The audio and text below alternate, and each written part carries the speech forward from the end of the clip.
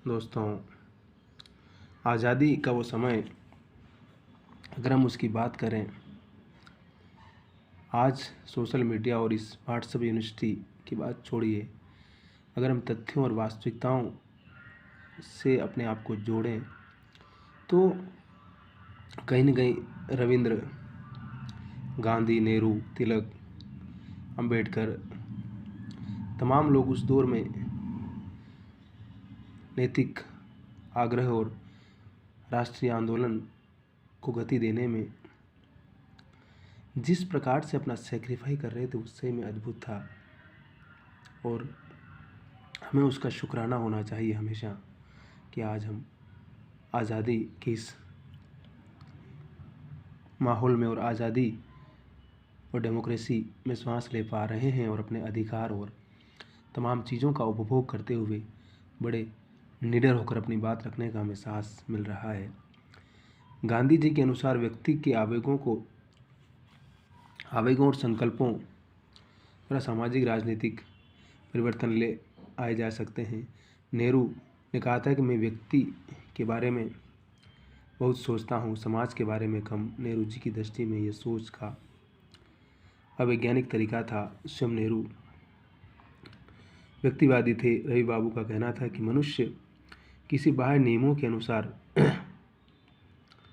परिचालित न होकर आंतरिक प्रेरणाओं से क्रियाशील होता है। और रविंद्र व्यक्तिक स्वतंत्रता को गत्यात्मकता और विद्रोहात्मकता की दिशा में महत्वपूर्ण कदम मानते हैं। ऐसा व्यक्ति अन्वेषी होता है और जीवन पद्धति को प्राणवान रूप में पुनः सर्जित करता है। इकबाल का कहना था कि मनुष्य के भीतर कोई बागी, कोई विद्रोही है, यही उसका गौरव है। तो मनुष्य का गौरव किस रूप में है? सामाजिक और व्यक्तिक।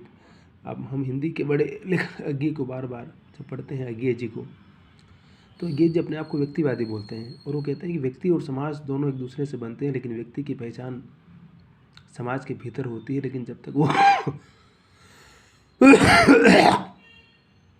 कुछ होगा नहीं तो पहचान कैसे मिलेगी उसको?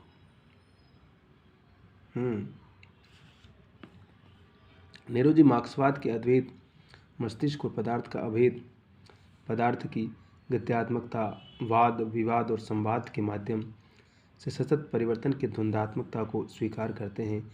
लेकिन उनका यह भी कहना है कि इससे जीवन के बहुत से रहस्यों का समाधान नहीं होता। बहुत से ऐसे तत्व भी हैं जिन्हें तर्क के आधार पर नहीं समझा जा सकता। उनकी मुख्य समस्या व्यक्ति की है, व्यक्ति और समाज के संबंधों की है, व्यक्ति के बहिरंतर और सामंजस्य की है।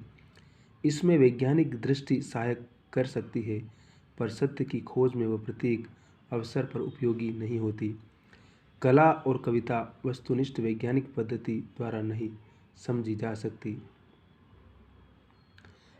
अतः अंतःप्रज्ञा तथा अन्य